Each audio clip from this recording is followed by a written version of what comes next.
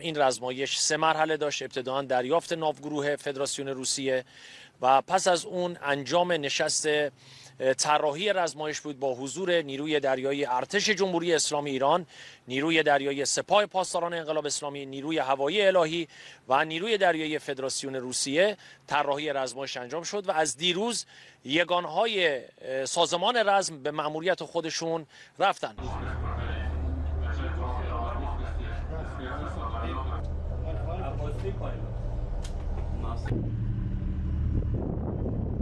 نیروی دریایی ارتش جمهوری اسلامی ایران به صورت روتین در حوزه دیپلماسی دفاعی برنامه‌های رزمایشی مختلفی در سراسر دنیا که برنامه‌ریزی میشه، مثل رزمایش بریکس که در آفریقای جنوبی اجرا شده بود و ناوگروه ما الان در حال برگشت است و ناوگروه بعدیمون که الان در ویشاپاخاتنای هند به عنوان رزمایش میلان در حال اجرا هستن دارن انجام میدن.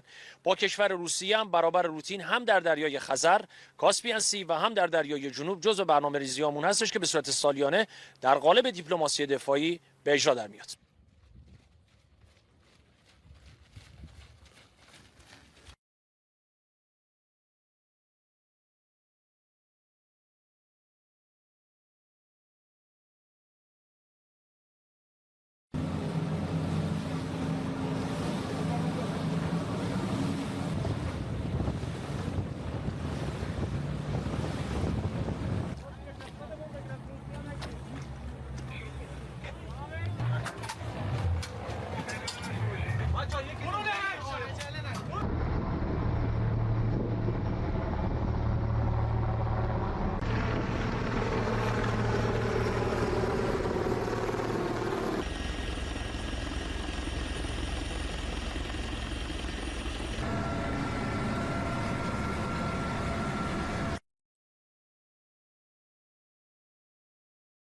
And you can be very proud of yourselves. It was a beautiful thing to see. Thank you.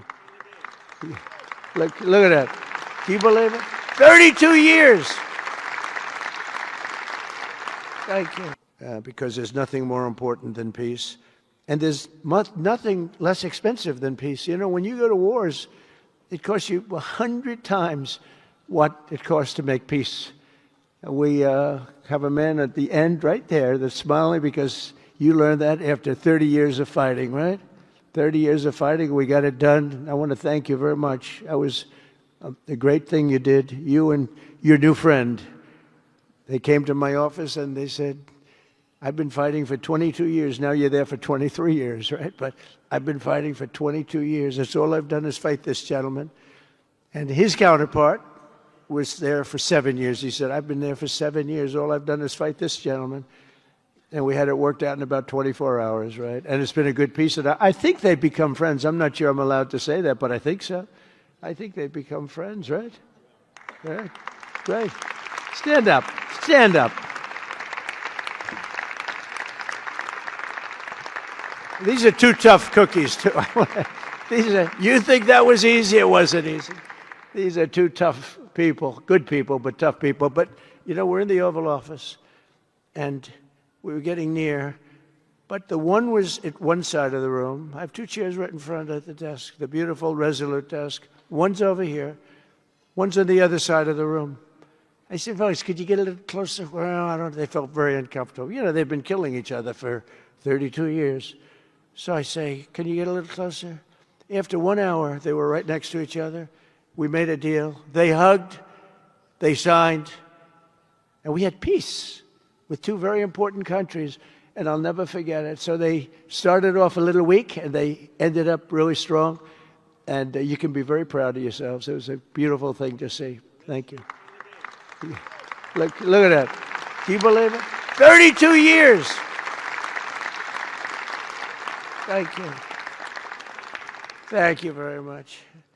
But we're honored to be joined today by Prime Minister Rama of Albania.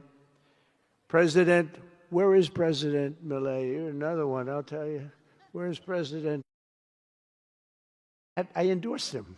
I'm not supposed to be endorsing people, but I endorse, when I like people, you know, I've had a very good record of endorsing candidates within the United States.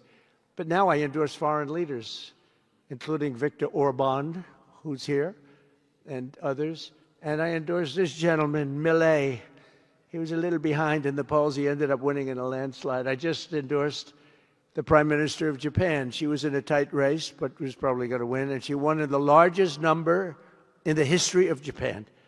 So she likes me a lot. But it was an honor, and you're doing great. Oh, look, they're sitting right next, Victor. But ultimately, I think I'm going to end up endorsing. Hey, look, as long as it works, it's okay with me. But the endorsement seems to be working in foreign countries, too, so that's good. But nice to have you both. Victor, nice to have you both. Very proud of you. The Prime Minister of another, really just a great guy, Pashinyan of Armenia. Aliyev of Azerbaijan. I love saying that name now, you know. At the beginning, it was giving me a hard time. Now I love saying it. It's a beautiful name. I love it. His Majesty King Hamad bin Essa Al Khalifa of Bahrain. Bahrain. Thank you. Thank you. Where are you? Where are you?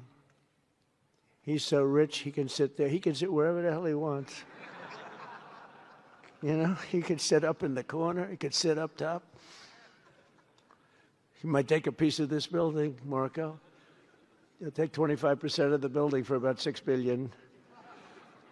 Thank you. And you've been very generous also. We appreciate it. Prime Minister Hun Manet of Cambodia. Raise your hand wherever you may be. Because, yeah, hi, how are you? Congratulations. That was another one, right? We did a good job with that one. Prime Minister Madbouli of Egypt. Thank you very much, and say hello to the General/President. Okay. Prime Minister Orban of Hungary, who has my complete and total endorsement for election. Not everybody in Europe loves that endorsement, but that's okay. He does an unbelievable job. He's done an incredible job on immigration, unlike some countries that have hurt themselves, but they're working on it. But I just want to let you know, you have my total and complete endorsement, and I'm putting it out. I already did, but I'm putting it out again. And you're coming up with an election, and I think you should be good. I'll tell you, Millet did pretty well. He was a little down, right? And then he ended up winning in a landslide, so that's pretty good. You're going to do great, Victor. Thank you very much for being here. Appreciate it. You run a great country. A man that I really like a lot he's definitely tough. I don't want to fight him. President Prabowo of Indonesia. Thank you very much. Please, this is a big guy. I tell you, I said, how many people in Indonesia? He said, like 240 million. I said, no, say it again. How many? It's a big country you have. And you do a great job and respected by everybody. And thank you very much for being here. Thank you very much, Mr. President. President Tokayev of Kazakhstan, thank you very much. What a country that is. It's a wonderful country and a rich country, in case anybody has any question. We have some very rich people here today. President Osmani of Kosovo. President, thank you very much. Great job you're doing, too. Thank you very much. Prime Minister Sharif, I like this man, of Pakistan, because there was some fighting going on when I got to know him, and your Field Marshal, General, great General, great Field Marshal, a great guy. And I got to meet the Prime Minister. And he said in front of our Chief of Staff, Susie Wells, who's right here, he said, you know, nobody knows this, but I believe that President Trump saved 25 million lives when he stopped the war between us and India, right? You made that statement? I said 25 million lives? Could have been much more, actually. But it was really a beautiful thing. You said that in front of a group of people they walked out. They don't think about it, but you're talking about that kind of lives. That war was raging. Planes were being shot down, right? And it was Pakistan and India. And I got on the phone with both of them, and I knew them a little bit. I knew Prime Minister Modi very well, actually. But I got to know Pakistan through a little trade. They were trying to make too good a deal, and I got a little upset with them. And in the end, they got what they wanted, right? And they made a good deal. And I got to like them, the Prime Minister, the Field Marshal, who's a tough man, a tough, good fighter, right? Good, serious fighter. I like good fighters, actually. And when I heard that they were fighting, I picked up a certain newspaper. I won't tell you which one because it's fake news generally. But I picked up this newspaper and I saw that Pakistan and India were really going at it. And then it got worse and worse, and many planes were shot down. It was all out. And I called them and I said, listen, I'm not doing trade deals with you two guys if you don't settle this up. They said, no, that has both of them. They didn't want to do that. I said, no, it has to. If you don't do it, I'm not doing a trade deal. We're not doing a trade deal.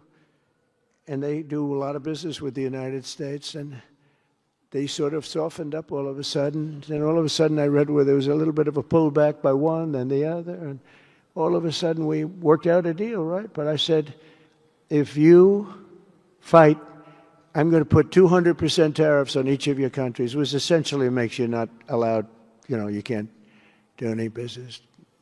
One of them, I won't say which one, said, no, can't do that. They both wanted to fight.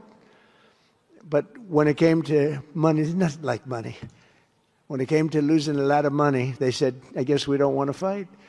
And we solved that deal in 2-3 days, right? And we did. We said, these are two very powerful nations. These are two nuclear nations. And I don't want to say what was going to happen, but, bad things happen. So, Prime Minister, I want to thank you because that was a very big deal. People have no idea. A lot of them say, oh, well, they weren't fighting. They were fighting.